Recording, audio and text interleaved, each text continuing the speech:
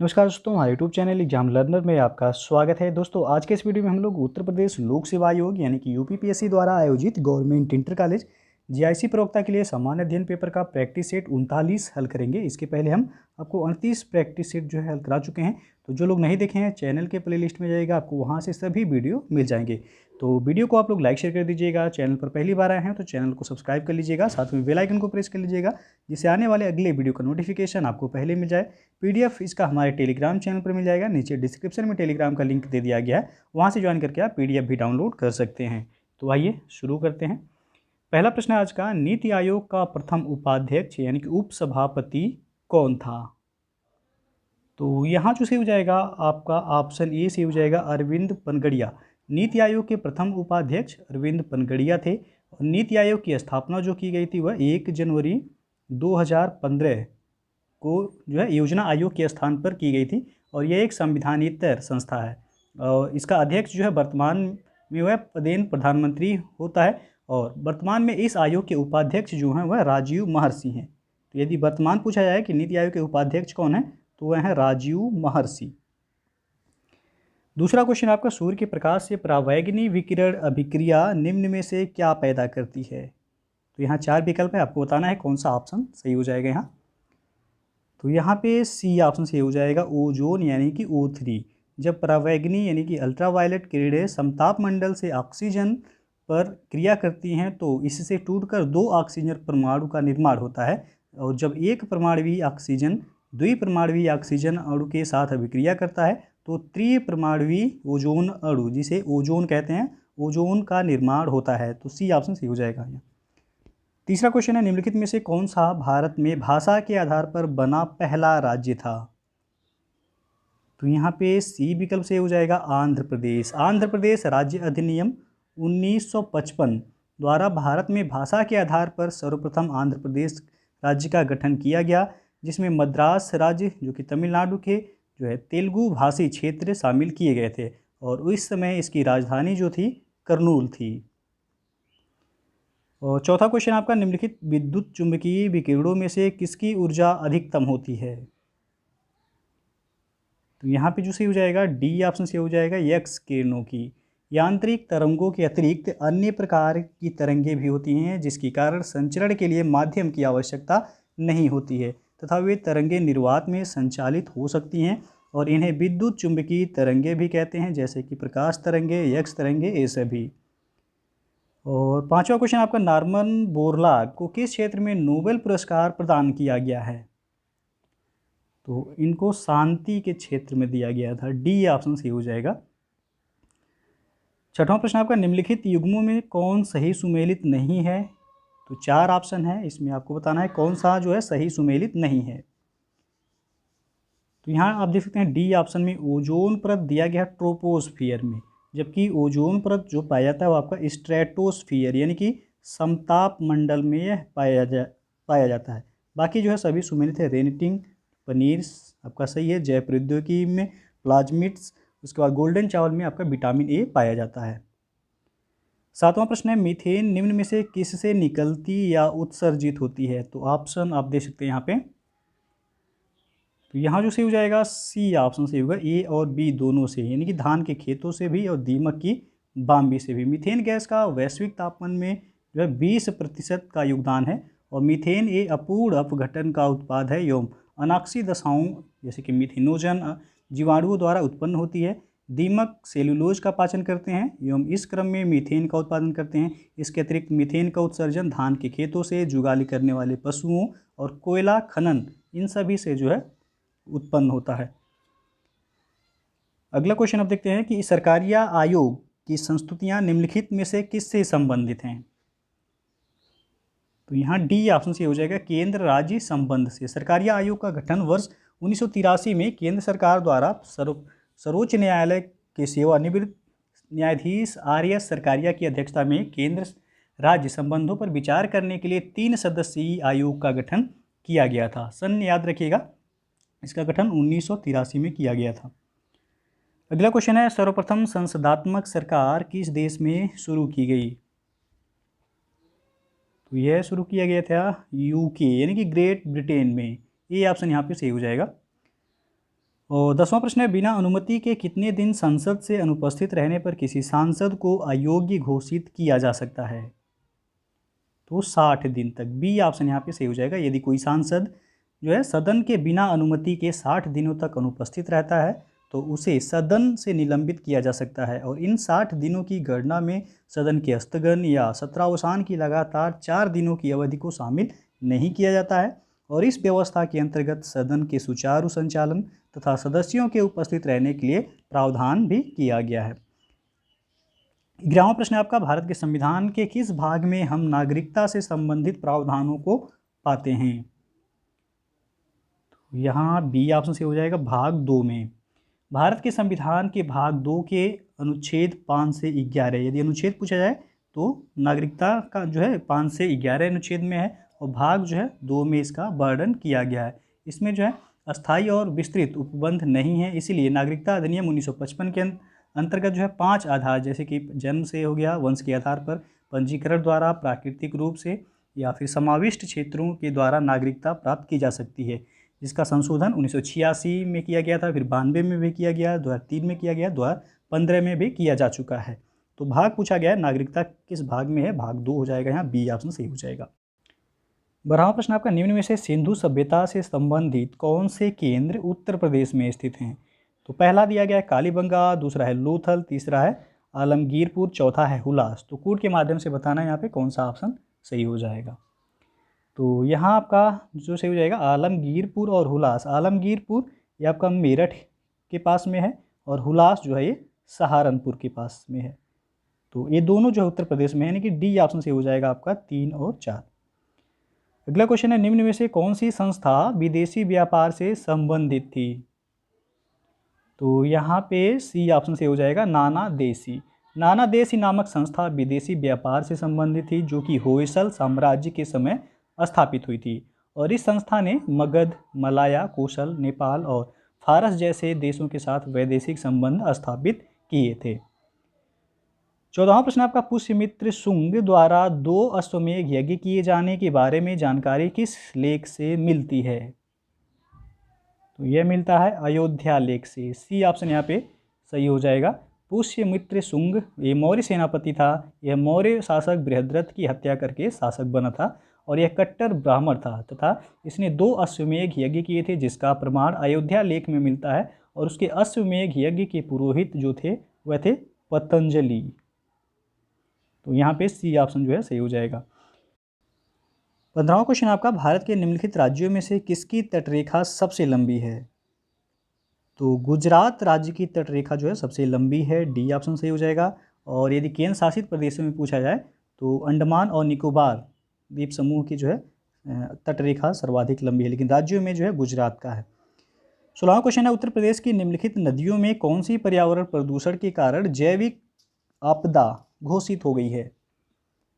तो यह है गोमती नदी। बी ऑप्शन यहाँ पे सही हो जाएगा। उत्तर प्रदेश गोमती नदी के अत्यधिक प्रदूषित होने के कारण इसे जैविक आपदा कहा जाता है। इसके किनारे लखनऊ, जौनपुर ये सभी शहर जो है स्थित हैं। गोमती नदी का उद्गम जो है वह पीलीभीत में है, फुलहर झील के पास।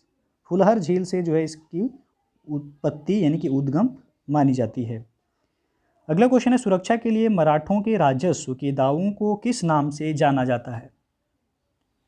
तो वह चौथ के नाम से जाना जाता है। बी ऑप्शन यहाँ पे सही हो जाएगा।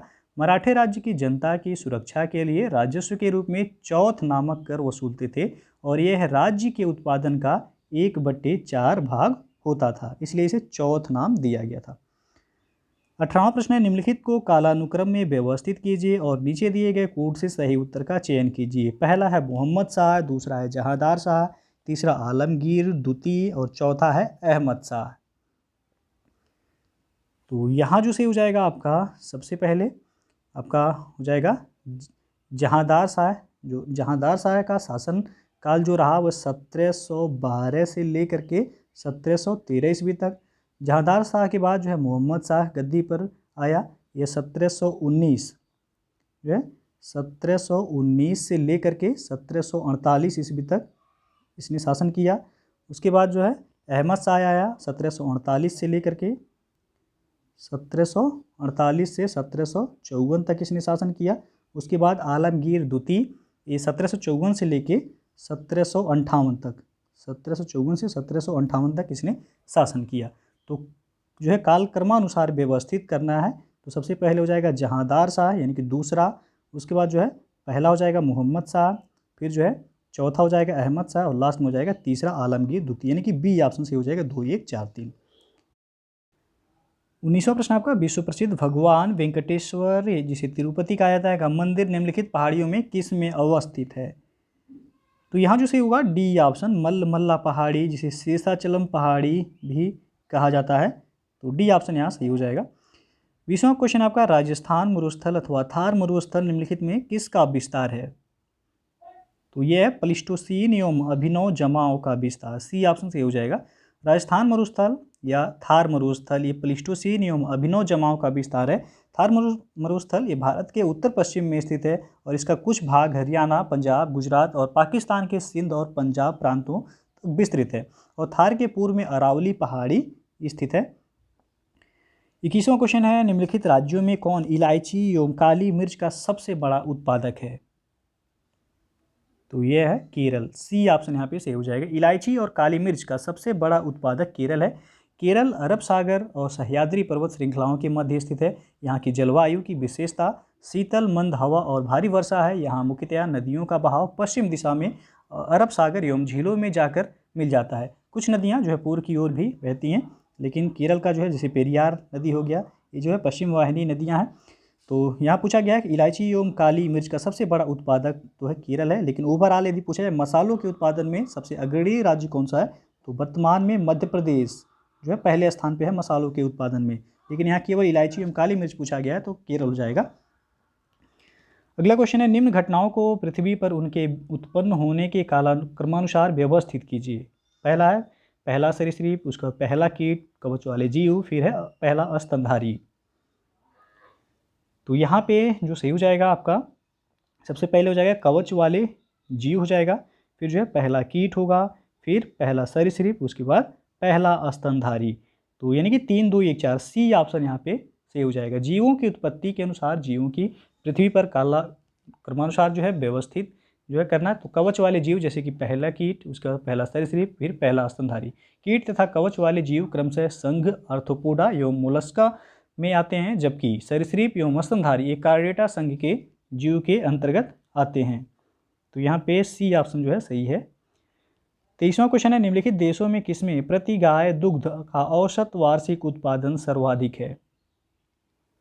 तो यह है डेनमार्क में, सी ऑप्शन यहाँ पे सही हो जाएगा। विश्व में प्रति गाय दुग्ध का औसत वार्षिक जो है सर्वाधिक उत्पादन में डेनमार्क पहला जो है स्थान पर है, और जबकि सर्वाधिक दुग्ध उत्पादन में देखा जाए ओवरऑल में तो भारत जो है पहले स्थान पे है।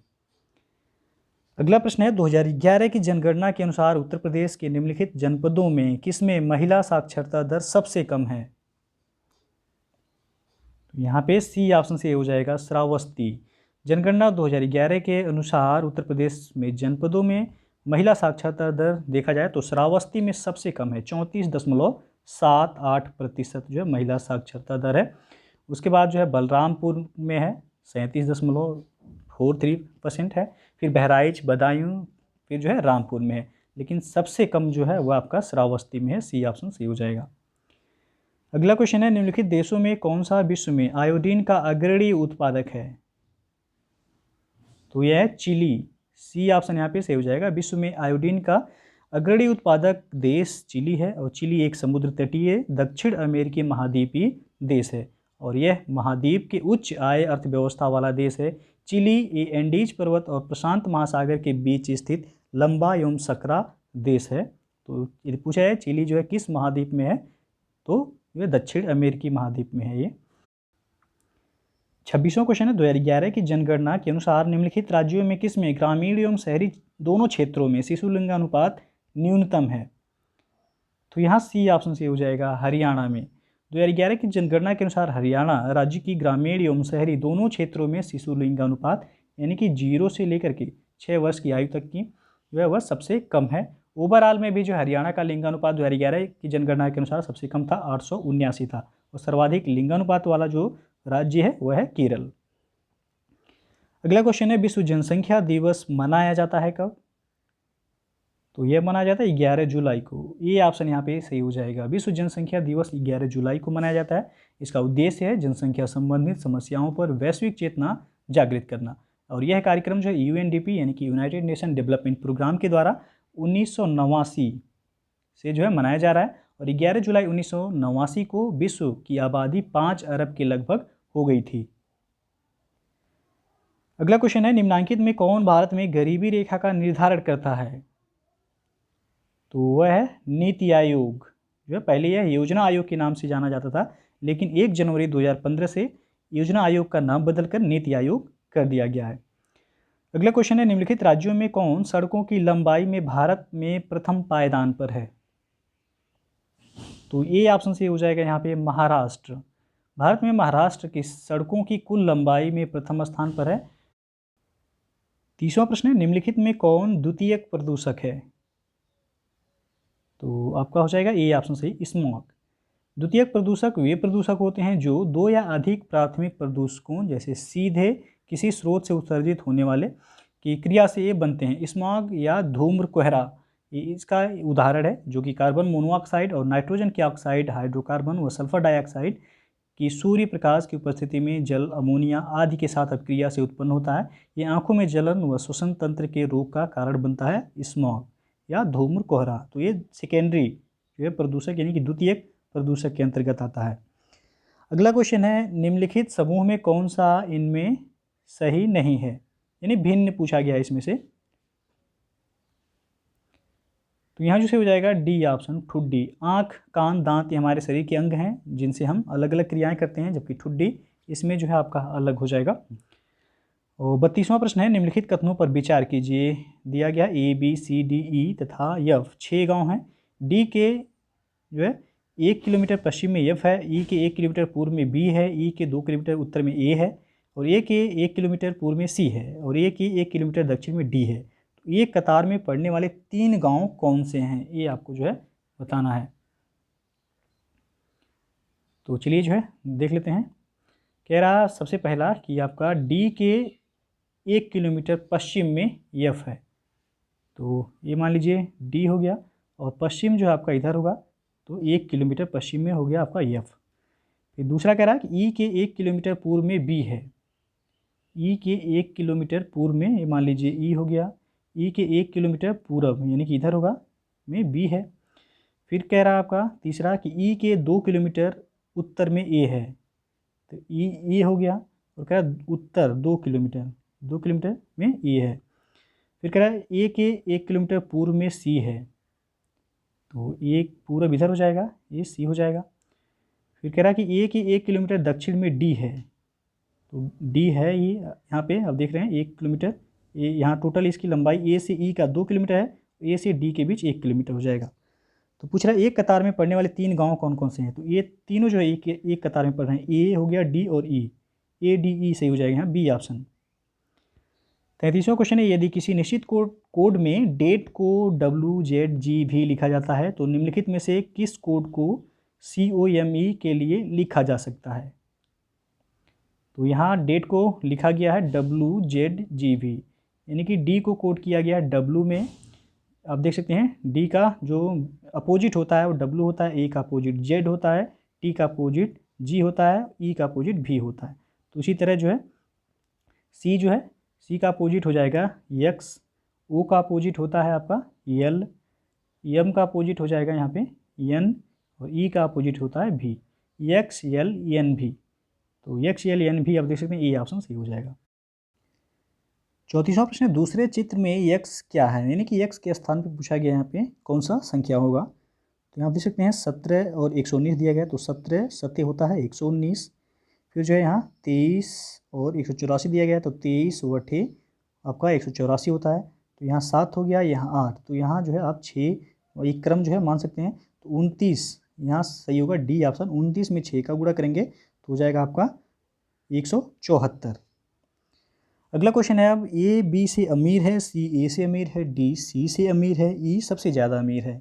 अगर सभी को उपरोक्त अमीर के क्रम में बैठाया जाए तो किसका स्थान मध्य में होगा, ये जो है आपको बताना है। तो चलिए जो है देख लेते हैं। कह रहा है ए जो है बी से अमीर है, ए जो है बी से अमीर है।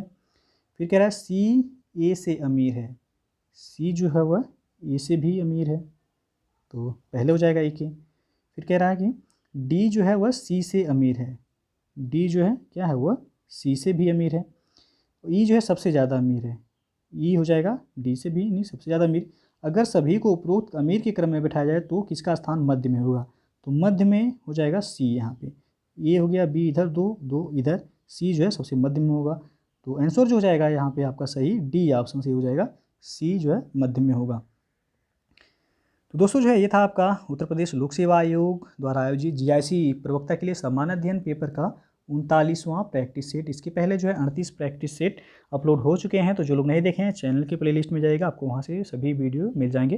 तो वीडियो यदि पसंद आया हो तो लाइक शेयर कर दीजिएगा, चैनल को सब्सक्राइब नहीं किए हैं तो चैनल को सब्सक्राइब कर लीजिएगा, साथ में बेल आइकन को प्रेस कर लीजिएगा, जिससे आने वाले अगले वीडियो का नोटिफिकेशन आपको पहले मिलता रहे।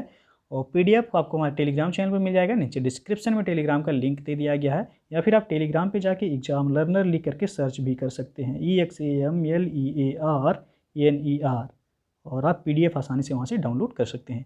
तो वीडियो को पूरा देखने के लिए बहुत बहुत धन्यवाद।